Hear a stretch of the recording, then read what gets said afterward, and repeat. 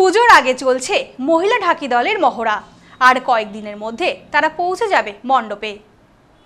বাঙালির সর্ববৃহৎ উৎসব দুর্গাপুজো দরজায় কড়া নাড়ছে, আর সেই আগমনী বার্তা যেন বাজিয়ে দিলেন মহিলা ঢাকিরা।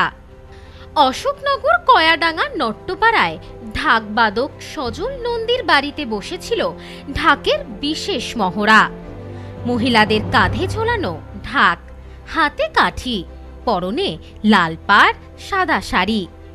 শুধু তাই নয়, কারো মাথায় কুলো, তার উপর কলসি, আর সেই কলসির উপরে জ্বলছে প্রদীপ। কারো মাথায় আবার রঙিন এলইডি আলো। উৎসবের আমেজ আরও বাড়িয়ে তুলল সেই দৃশ্য। এ যেন শুধুই ঢাকের মহড়া নয়, বরং এক অনন্য দৃশ্যপট।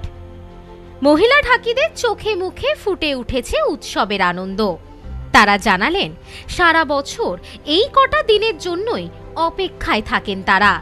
পুজোর সময় একের পর এক মহড়া, পুজো কমিটি থেকে ডাক, আর সঙ্গে থাকে বাড়তি উপার্জনের আশ্বাস। এই বছরও জেলা থেকে শুরু করে রাজ্যের নানা প্রান্তে, এমনকি ভিন রাজ্য থেকেও ডাক এসেছে তাদের বাজনার। দলপতি সজল নন্দীর হাত ধরেই শুরু হয়েছিল এই উদ্যোগ।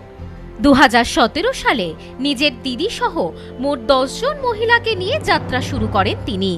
উদ্দেশ্য ছিল মহিলাদের স্বনির্ভর করে তোলা। দেখতে দেখতে সেই 10 জনের দল আজ বেড়ে দাঁড়িয়েছে প্রায় 150 জনে। তাদের মধ্যে অনেকেই এখন নিয়মিত পুজো কমিটিতে বাজাতে যান, আর্থিকভাবেও স্বাবলম্বী হচ্ছেন, এমনটাই জানালেন দলপতি সজল নন্দী। বিভিন্ন দিক থেকে যাতে হচ্ছে মহিলা ঢাকিগুলো মানে স্বাবলম্বী হয় এবং ছেলেগুলো স্বাবলম্বী হয়, মেইন আমার চিন্তাধারা সবসময় এদেরকে নিয়ে আমি সময় দিই। এবং হচ্ছে আমার মানে মহিলাগুলো 150-র উপরে মহিলা আছে, 100 ছেলে আছে, এবং এদেরকে সবসময় আমি প্রশিক্ষণ দিই ফ্রি কস্টিংয়ে। এবং হচ্ছে কোনো স্বাবলম্বী করার, হ্যাঁ, সবসময় আমি এদের পাশে সঙ্গে থাকি।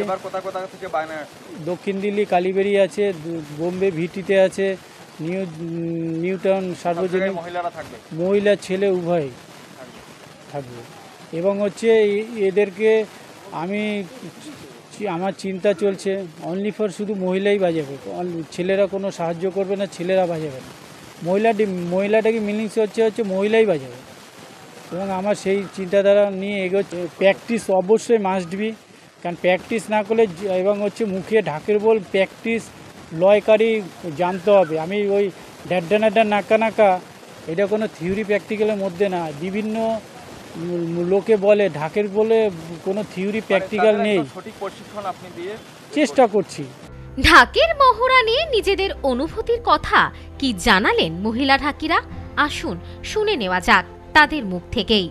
এই বিষয়ে এক মহিলা ঢাকি জানান, থাকছে মাথায় কুলো আছে, কুলোর উপর কলসি, তারপরে আগুনের সরা মানে ঝলকা, তারপরে ফুলও আছে, কলসির মুখে ফুলও আছে।